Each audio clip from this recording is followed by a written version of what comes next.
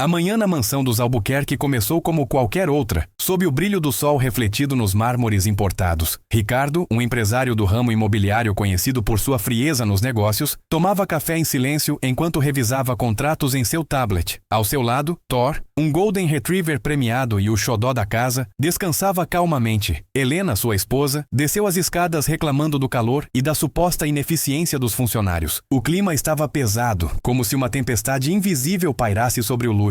Na cozinha, Maria, a faxineira que trabalhava para a família há 5 anos, limpava silenciosamente a prataria. Ela conhecia cada canto daquela casa e os humores de seus donos. Ninguém imaginava que em poucos minutos a rotina perfeita seria estilhaçada por um evento que mudaria a vida de todos ali dentro, começando por um portão deixado entreaberto e um vulto dourado correndo em direção à avenida movimentada. O caos se instalou no momento em que Ricardo percebeu o silêncio. Thor, que sempre pedia um pedaço de torrada, não estava sob a mesa. Ele chamou pelo cão, primeiro com doçura, depois com uma autoridade que beirava o pânico. Helena correu para a janela e soltou um grito agudo ao ver a cauda de Thor desaparecendo na esquina da rua movimentada. Sem hesitar, ela se virou para a cozinha, onde Maria terminava de passar o café. O rosto de Helena estava transformado pelo ódio e pelo desespero. Ela apontou o dedo trêmulo para a funcionária, acusando-a de ter deixado a porta lateral aberta ao tirar o lixo. Maria, em choque, tentou gaguejar uma defesa, mas as palavras não saíam. A patroa não queria explicações. Precisava de um culpado imediato para a dor de perder seu acessório de status mais valioso. O empresário, dividido entre o cão e o conflito, pegou as chaves do carro. Ricardo saiu em disparada com a SUV, cantando pneus, enquanto Helena continuava o ataque verbal contra Maria. A faxineira, com lágrimas nos olhos, jurava que não havia passado pela porta lateral naquela manhã, mas Helena a chamou de mentirosa e negligente. A vizinhança começou a observar a cena pela fresta dos portões eletrônicos. Enquanto isso, na rua, Thor corria sem destino, assustado com o barulho dos ônibus e a hostilidade do asfalto. Ele nunca havia saído sozinho. O mundo fora dos muros altos era um labirinto aterrorizante. Maria, sentindo-se injustiçada e temendo perder o emprego que sustentava seus 3 filhos, pegou seu avental e correu a pé pela rua lateral, esperando encontrar o animal antes do patrão. Ela conhecia os hábitos de Thor, sabia que ele tinha medo de buzinas e provavelmente buscaria abrigo em algum lugar sombreado e silencioso, longe do fluxo principal de veículos. Helena permaneceu na calçada, gritando ordens pelo celular para a empresa de segurança privada, exigindo que as câmeras da rua fossem acessadas imediatamente. Ela não se importava com o cansaço de Maria, ou com o fato de a mulher estar correndo sob o sol do meio-dia. Para a esposa do empresário, Maria era apenas uma peça substituível que havia falhado em sua única função de manter a ordem. Ricardo circulava pelos quarteirões próximos, perguntando a pedestres e motoboys se tinham visto um Golden Retriever. O desespero do homem era genuíno, mas também carregado de culpa, pois ele sabia que o cachorro era o único elo de afeto verdadeiro que restava em seu casamento de aparências. Enquanto isso, Maria entrou em um beco estreito a 2 quarteirões dali. Ela viu um rastro de pegadas úmidas perto de uma poça d'água. Seu coração acelerou. Ela chamou por Thor com uma voz suave, quase um sussurro materno.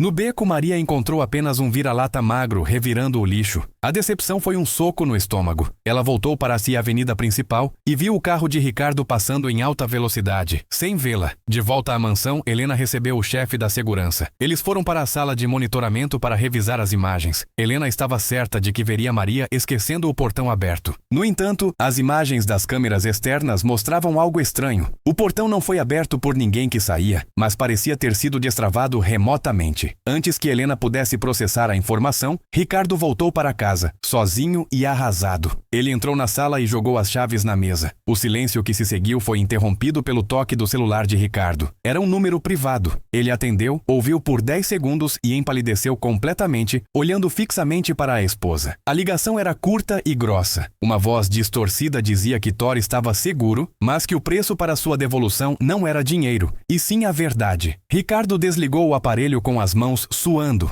Helena, percebendo a tensão, exigiu saber quem era. Ele mentiu, dizendo que era apenas um trote. Maria retornou à casa pouco depois, exausta e suja de poeira. Antes que ela pudesse falar, Helena avançou em sua direção, exigindo que ela entregasse as chaves da casa e fosse embora para sempre. "Você destruiu nossa família", gritava a socialite. Maria, em um raro momento de coragem, olhou nos olhos da patroa e disse que não sairia sem seus direitos, pois sabia que não tinha culpa. Ricardo, num surto de raiva, mandou as duas calarem a boca. Ele subiu para o escritório e trancou a porta. O mistério sobre o desaparecimento do cão estava se transformando em algo muito mais sombrio. Maria, ignorando a ordem de expulsão de Helena, foi até a área de serviço recolher suas coisas. Lá, ela encontrou um pequeno detalhe que ninguém havia notado. O controle reserva do portão, que costumava ficar no carro de Helena, estava caído atrás da máquina de lavar. Aquilo era impossível, já que Helena afirmava ter estado com o controle o tempo todo. Maria guardou o objeto no bolso. Enquanto isso, no escritório, Ricardo vasculhava gavetas freneticamente. Ele descobriu que seu passaporte e uma quantia alta em espécie haviam sumido do cofre. A fuga de Thor não era um acidente, era uma distração.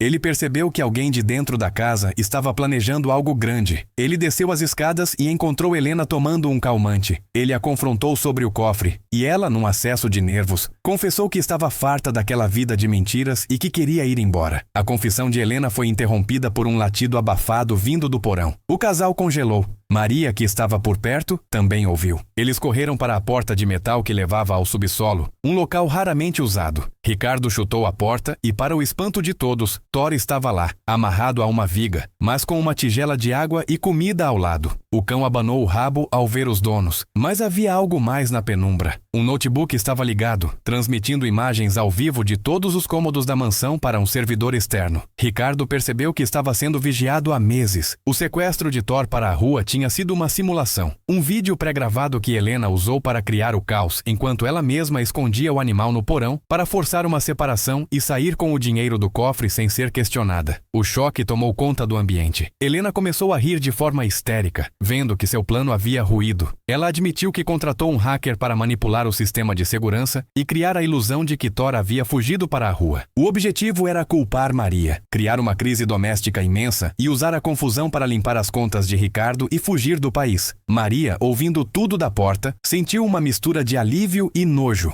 O empresário olhou para a esposa como se nunca a tivesse visto antes. Ele percebeu que a mulher que amava era uma estranha calculista, mas a reviravolta final ainda estava por vir. Ricardo pegou o notebook para encerrar a transmissão, mas notou que o destinatário das imagens não era apenas um servidor. Era o site de uma grande emissora de TV nacional. A vida de luxo dos Albuquerque estava sendo exposta em tempo real como um reality show de corrupção e abusos. O hacker que Helena contratou era, na verdade, um jornalista investigativo disfarçado, que buscava provas das fraudes financeiras de Ricardo. Ao tentar usar o sistema para seu plano pessoal, Helena acabou entregando todas as senhas e acessos necessários para desmascarar o esquema de lavagem de dinheiro do marido. Em questão de minutos, viaturas de polícia começaram a cercar a mansão. O plano de Helena de fugir com o dinheiro falhou, pois as contas foram bloqueadas instantaneamente. Ricardo e Helena olharam um para o outro, percebendo que perderiam tudo. Maria, vendo a polícia entrar, apenas pegou sua bolsa e Thor. Ela caminhou em direção à saída, passando pelos policiais que subiam a escadaria. Enquanto Ricardo e Helena eram algemados em meio a gritos e acusações mútuas, Maria saiu pelo portão principal. Ela não estava mais com medo. O jornalista, que observava tudo de uma van próxima, aproximou-se dela. Ele agradeceu o silêncio de Maria durante os meses em que ele coletava dados, revelando que ela era a sua fonte secreta desde o início. Maria nunca foi apenas uma faxineira. Ela era a peça-chave que permitiu a instalação dos dispositivos de escuta. O desaparecimento de Thor foi o único imprevisto que quase arruinou tudo. Mas a ganância de Helena acabou por selar o destino do casal. Maria entregou Thor ao jornalista, que prometeu levar o cão para uma fazenda de reabilitação. Ela recebeu um envelope com a recompensa prometida, suficiente para mudar sua vida e a de seus filhos para sempre. A notícia dominou os jornais no dia seguinte. O título, A Queda do Império Albuquerque, estampava todas as capas. Ricardo foi condenado por crimes financeiros e Helena por cumplicidade e tentativa de fraude. A mansão foi leiloada para pagar dívidas com o Estado. Maria, agora morando em uma casa simples mas confortável no interior, via as notícias pela TV com um sentimento de paz. Ela sabia que a justiça, embora lenta, havia chegado através da arrogância de quem achava que poderia pisar nos outros sem consequências. O destino de Thor foi o mais feliz de todos. Ele se tornou um cão de terapia para crianças com deficiência, vivendo livre de coleiras de ouro e muros altos. A faxineira, que um dia foi culpada por um crime que não cometeu, tornou-se a heroína invisível de uma história sobre verdade e redenção. Os meses passaram e o nome dos Albuquerque caiu no esquecimento, restando apenas como um caso de estudo sobre corrupção.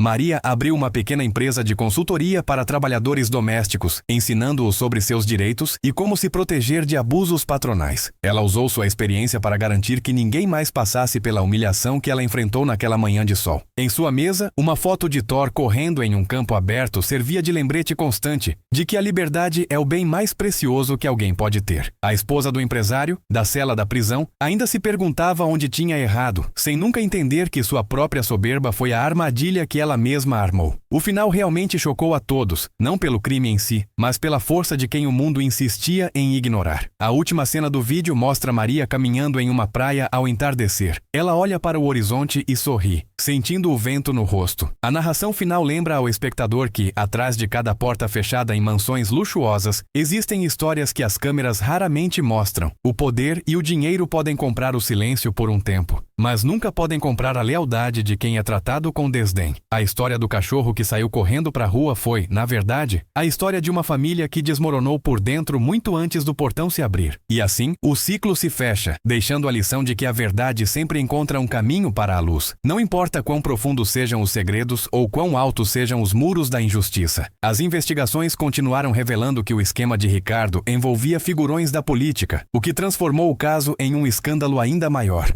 Maria foi chamada para depor várias vezes, sempre mantendo a calma e a integridade que a caracterizavam. Cada vez que ela entrava no tribunal, os flashes dos fotógrafos a perseguiam. Mas ela não buscava fama. Ela queria apenas o encerramento daquela fase de sua vida. Ricardo, por sua vez, tentou diversos recursos judiciais, todos negados devido à contundência das provas obtidas pelo jornalista com a ajuda de Maria. Helena definhava na ala feminina, isolada das antigas amizades que agora fingiam nunca tê-la conhecido. A queda foi total e absoluta. O mundo que eles construíram sobre mentiras desmoronou como um castelo de cartas sob a brisa da justiça, provando que ninguém está acima da lei, independentemente da conta bancária. Um ano depois, o jornalista que trabalhou com Maria lançou um livro contando os detalhes da operação. Ele dedicou a obra à mulher que via tudo e nunca se corrompeu. Maria não aceitou royalties, pedindo que o dinheiro fosse doado para abrigos de animais de rua. Ela preferia o anonimato de sua nova vida. Frequentemente recebia cartas de ex-colegas de profissão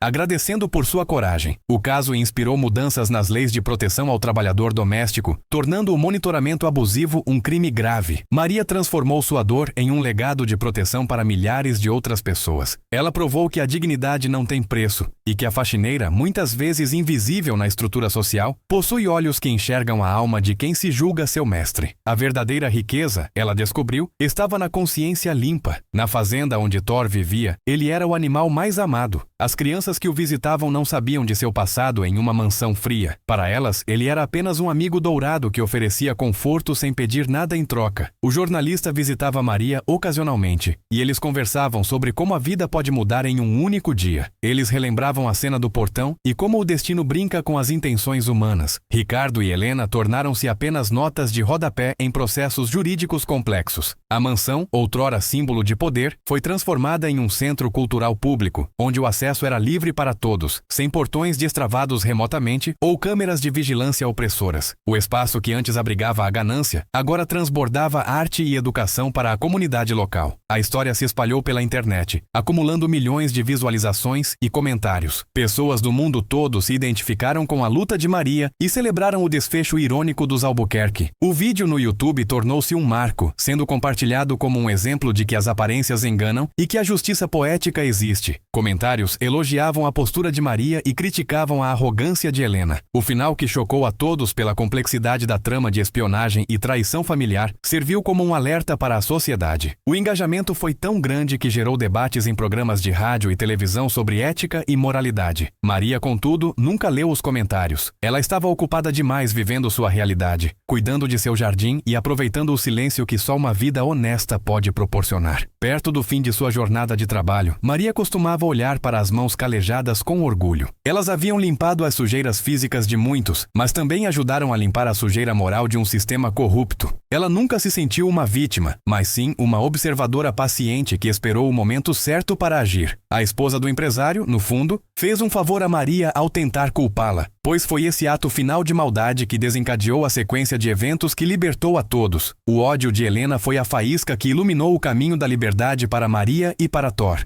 A vida é um labirinto de escolhas, e naquela manhã na mansão, cada um escolheu seu destino, mesmo sem saber. A faxineira escolheu a verdade. Os patrões, a própria destruição. O vídeo termina com uma mensagem poderosa na tela. A verdade nunca permanece escondida por muito tempo. A imagem escurece lentamente enquanto o som de um latido alegre de cachorro ecoa ao fundo, simbolizando a alegria da liberdade recuperada. O espectador é deixado com uma reflexão profunda sobre o valor das pessoas ao seu redor e as consequências de seus atos. O caso Albuquerque tornou-se uma lenda urbana, uma história contada para lembrar que o caráter é o que fazemos quando achamos que ninguém está olhando. E no final todos foram expostos, mas apenas um lado saiu com a cabeça erguida. Maria, a mulher que foi culpada, terminou como a única vitoriosa, provando que a simplicidade da alma vence qualquer arrogância do poder.